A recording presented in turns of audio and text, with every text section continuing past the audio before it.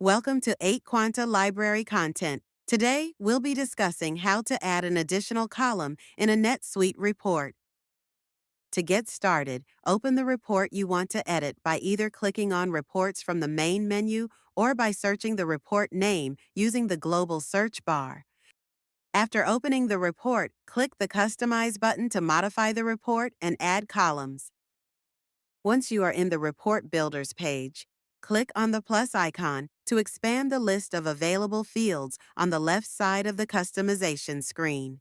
For this video, I'll be adding the date field as an additional column to the report. You'll notice that the field has been added to the rightmost end of the columns in the report layout. You can also edit the column label if needed. You can also use the search filter to quickly find specific fields.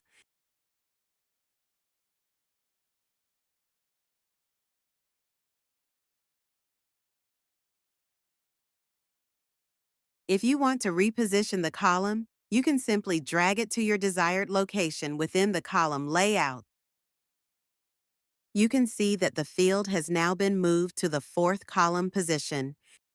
You can also use the Move Left and Move Right buttons to adjust the position of the column more precisely within the report. You can see that the new columns have now been added, and that's how you add additional columns in a NetSuite report. Thank you for watching.